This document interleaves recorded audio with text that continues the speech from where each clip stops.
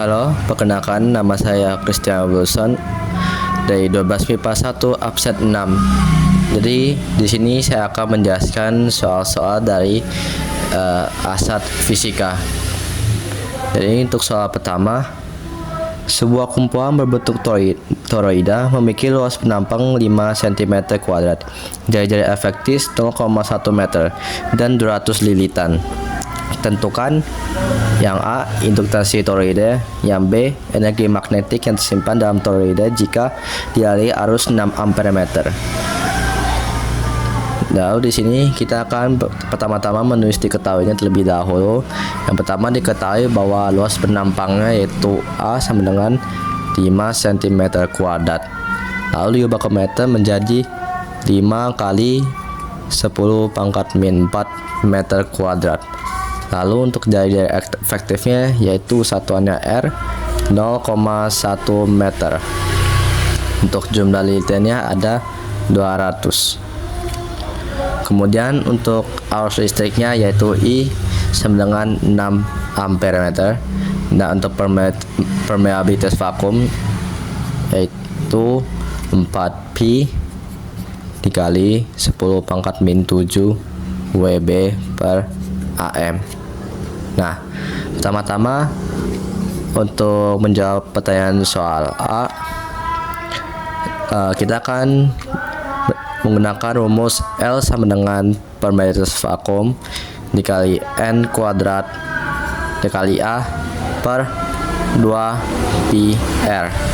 Nah, lalu kita tinggal masukkan saja L-nya yaitu 4pi kali 10 pangkat min 7 200 kuadrat, lalu 5 kali 10 pangkat min 4 per 2pi kali 0,1. Nah, jadi di sini kita tinggal hitung aja, maka hasilnya tuh 8 kali 10 pangkat min 7 per 0,2. Lalu hasilnya yaitu 4 kali 10 pangkat min 3H diubah ke menjadi 4mH.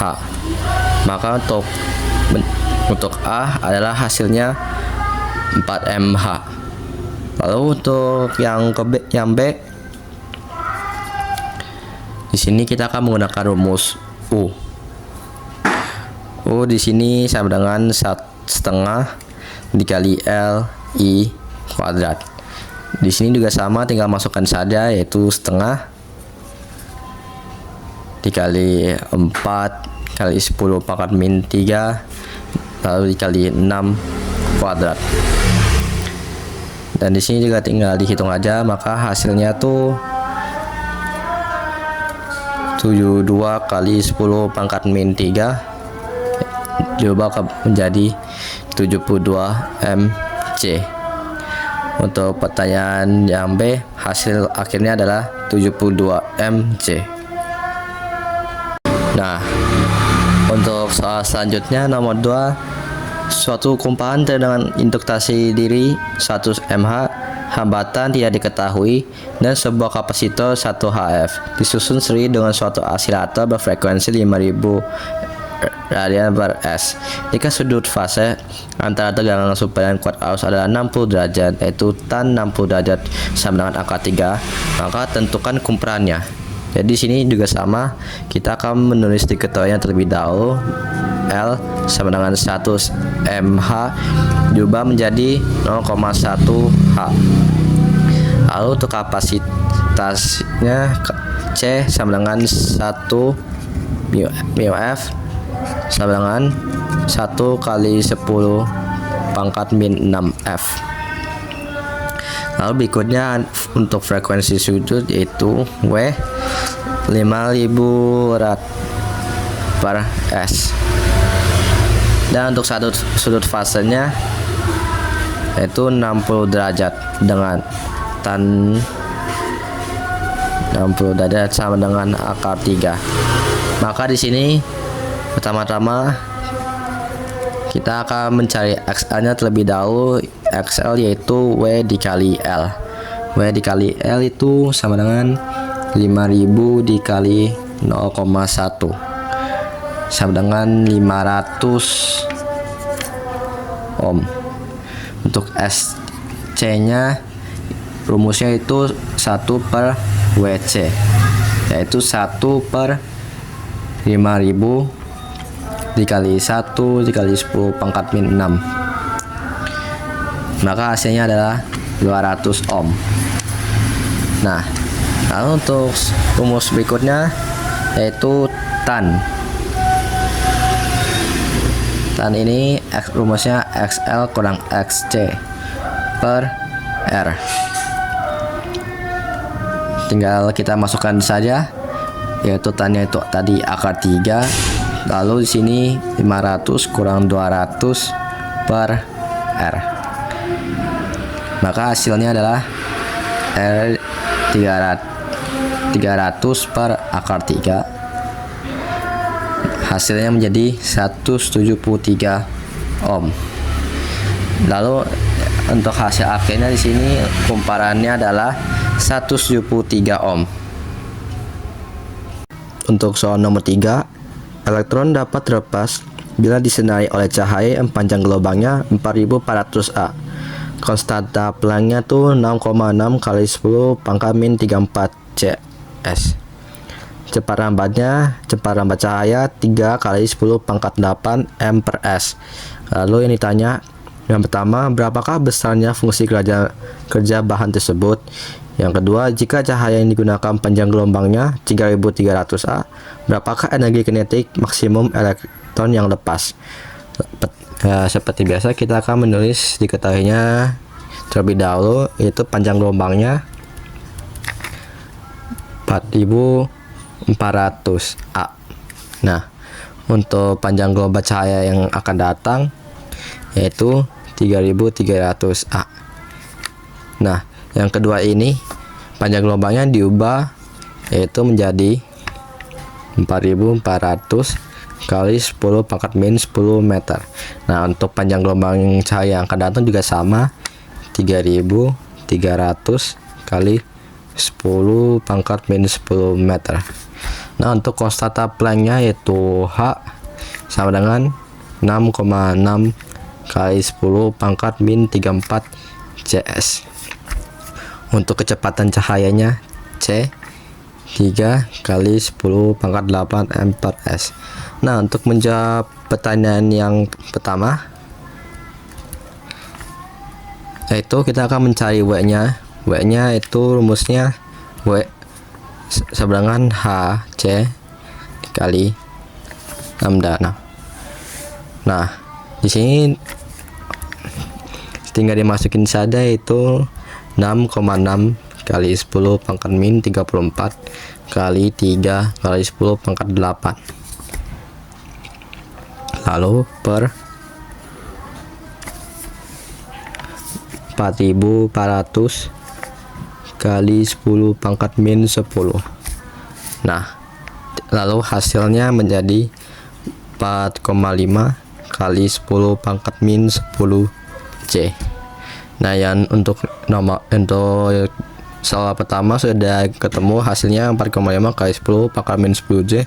Lalu soal berikutnya kita akan mencari energi kinetik maksimumnya, yaitu Q max sama dengan HC per lambda kurang W.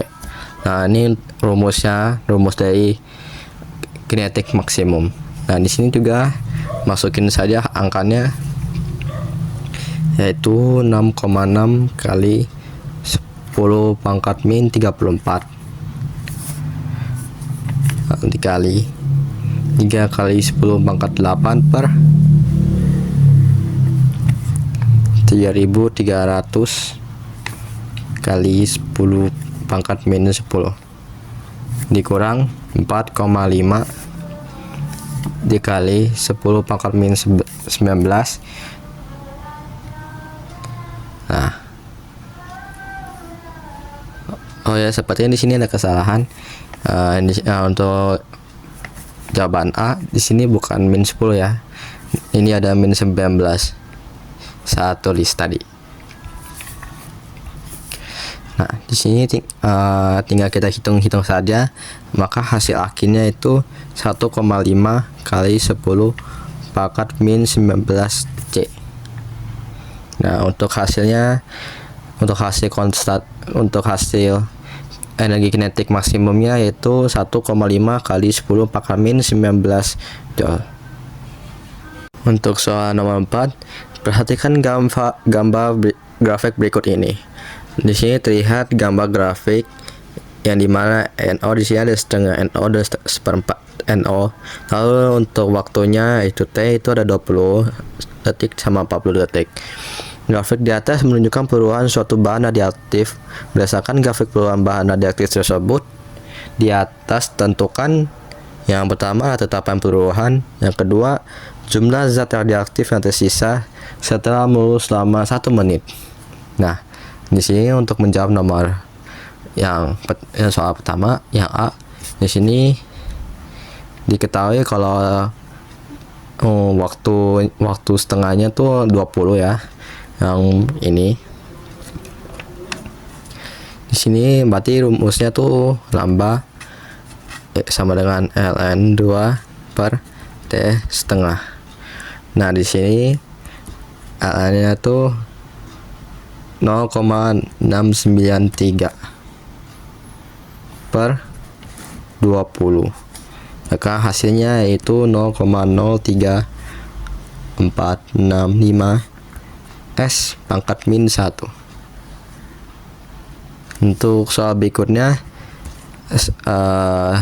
itu N sama dengan NOE pangkat min delta T sama dengan NOE min 0,03465 kali 60, itu NOE pangkat min 2,079 menjadi NO dikali 0,125. Nah, jadi setelah 1 menit itu hanya sekitar 12,5% dari zat awal yang tersisa. Untuk soal terakhir, jelaskan secara singkat cara kerja telepon seluler. Di sini saya langsung menjelaskan saja tanpa perlu menjawab di kertas. Jadi, telepon seluler itu bekerja dengan mengubah suara pengguna menjadi sinyal listrik menggunakan mikrofon. Sinyal ini kemudian dikonversi menjadi gelombang radio oleh pemancar di dalam ponsel dan dikirim ke menara BTS, singkatan dari Base Transceiver Station terdekat. BTS berfungsi sebagai penghubung antara ponsel pengguna dan jaringan operator seluler. Setelah menerima sinyal, BTS meneruskannya ke pusat jaringan operator, yang kemudian menentukan jalur terbaik untuk mengirimkan sinyal ke penerima. Jika penerima berada dalam jaringan yang sama, sinyal dikirim ke BTS terdekat dengan penerima, lalu dikirimkan kembali dalam bentuk gelombang radio ke ponsel tujuan. Ponsel penerima akan mengubah gelombang radio tersebut kembali menjadi sinyal listrik dan akhirnya menjadi suara melalui speaker. Proses ini terjadi dalam waktu sangat singkat sehingga komunikasi dapat berlangsung secara real time. Jadi sekian untuk penjelasan dari soal-soal yang sudah saya berikan. Terima kasih sudah mendengarkan.